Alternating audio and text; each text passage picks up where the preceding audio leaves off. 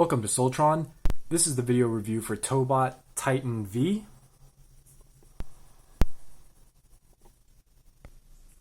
Here's how he scales with other figures. I think he scales especially good with the Tobot minifigures. I think they're pretty close to being the same scale. Not quite. These are a little bit too small, but it's pretty close. And you can see his head sculpt is pretty interesting. It really reminds me of GoBots. He does have a pair of eyes in there. They're pretty hard to see under the visor, but they are in there. So I really do like this head sculpt, even though it's kind of weird.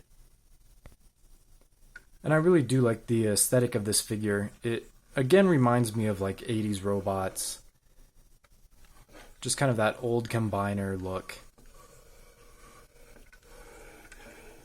So very cool super robot look to him. I think the biggest issue I have is that his legs and his arms go together really well, but his torso, the plain section, is just too skinny. It looks pretty out of place. I think if this was beefier, maybe if these wheels flipped up and like filled out his torso here, I think he would look a lot better, but he's looking pretty skinny up here. And he's got these powerful looking arms and legs, which kind of doesn't fit. So he does have this really cool sword accessory, which looks really nice. And I'm actually down an arm. I had a sports injury, so it's going to be kind of awkward for me to do the articulation and transformation for this guy. So bear with me. But he's got this cool sword. It's got a really good look to it. It is hollow on the other side, unfortunately. It would be nice if it had two sides to it, but it's kind of my favorite accessory is a laser sword. And it actually has another function, is the blade kind of disappears and then this all folds in and this actually becomes his chest piece, and you can see the chest piece is modeled after the three keys for these three vehicles. And that just pegs right into his chest, and that helps bulk up his chest section a little bit, which helps with his look, but still definitely way too skinny here. It's just not looking right, especially compared to these pants here. But overall, I like that this robot is trying something different.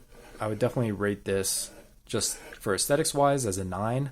It looks really cool to me personally. So this guy has some pretty big issues with articulation. So thankfully he does have head articulation, which is kind of surprising with this kind of figure. So his head can rotate. It's on soft ratchets, so it rotates every 45 degrees, which is kind of pointless. I don't know why they did that. It could have just been a smooth ratchet, or no ratchet at all, rather. So he can look to the side pretty well. So that's pretty useful. I think it goes, yeah, he can rotate pretty much 360. There's no reason for that. It's not a transformation joint. It is just for an articulation joint. He does have shoulder articulation, and the landing gears on the plane kind of interfere with that, and so do these thrusters here. You need to move them out of the way. So you just have to rotate for him to lift his arm up. So that's pretty good. His arm can go 360, but you kind of pop off his chest armor. And then you can get forward rotation too, a little bit, or actually backwards rotation on the arm a little bit, but then the chest armor is going to get in the way again because of these landing gear. But you can kind of manipulate those and move those out of the way. So the shoulder articulation is okay. It's on good ratchets, but the real problem with the shoulder articulation is he's only got this much outward articulation, which is almost nothing. And that's pretty bad. There is a hinge that this whole piece is on that really blocks this from moving out any further, so there's really not much you can do about it. Even if you were able to customize, that hinge is going to get in your way. So that was kind of poor design. And then he does have elbow articulation this much. It does not have bicep swivel as usual, so pretty low on the elbow articulation too. And then he doesn't have any waist articulation. He does have outward on the hips, so those can go one more click outward, so he's got a pretty wide stance there, so that's pretty decent. And these wheels do move out of the way a little bit, so that's helpful. His forward kick is pretty limited. You're not going to get much out of that because of the front of this Jeep. They should have made this on a hinge so that this could fold up and he could get a full kick out, but you're only going to get less than 45 degrees. And then on the back, he does have this back skirt, which does move out of the way, so that's pretty convenient. So he can get a full backward kick, which is also in part because of the transformation.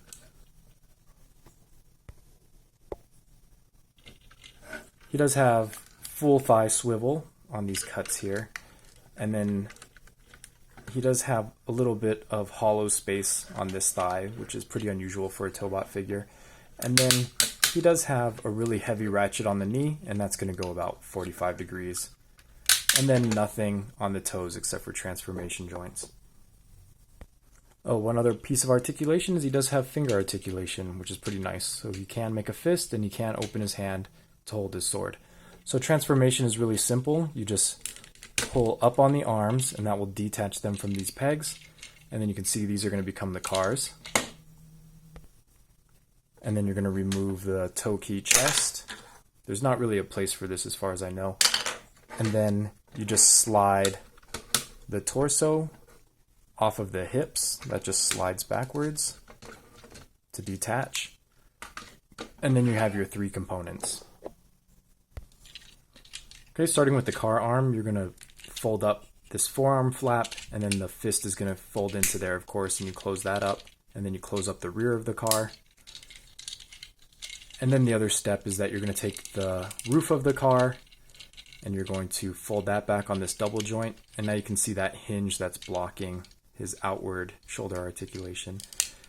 And then you just close that up, and it's going to clip into place, and then finally the door folds down on a double hinge too. And there you have half the car. Okay, and those two halves clip together, and then you've got basically a red tachyon.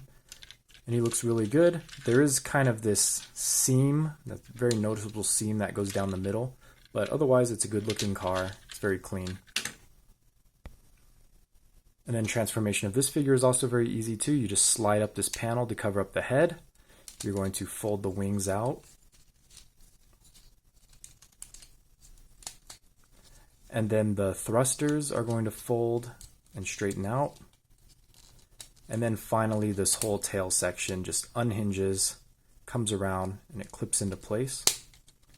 And then these wings will just rotate into place. And then finally you just put the landing gear.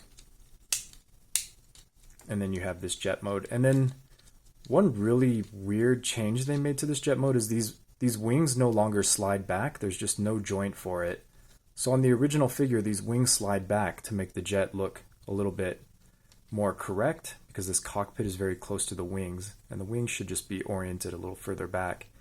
So I really don't like that you can't do that on this figure, because the jet looks a lot better when the wings are swept back a little bit. And then finally, you have the Jeep component. So you take this butt flap, and you're going to just fold that all the way to the top of the Jeep. So that becomes part of the hood now. And then you open up the calves, these calf panels. And then the heels are going to fold into that. Okay, then you close those panels up.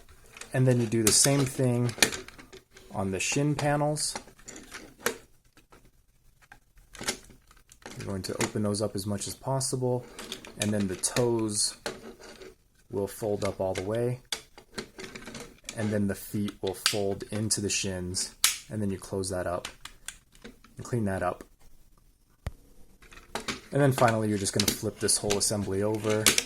You're going to kick the legs all the way to the back, and then the legs telescope, so you just collapse them into the hood section.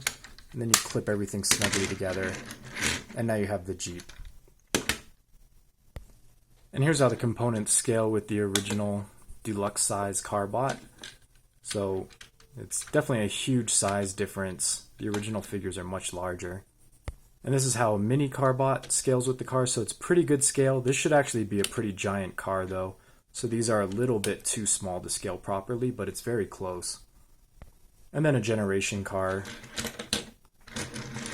from Transformers. So the deluxe cars scale pretty closely. It's not too bad, but again, these are a little bit too small. So I think all the alt modes look pretty good too. They're probably like an 8 for me. I really don't like how they did the wings on this jet. I really like the Jetfire colors on this guy though. That does appeal to me. And then I really don't like this color on this Jeep. It's just kind of bland looking. And then as far as playability goes, I think this figure is a really great set. It's definitely missing some necessary articulation, and I really like this sword gimmick. It's really fun. So it's nice to have a Tobot with a weapon. So I would say that the fun factor is probably an 8.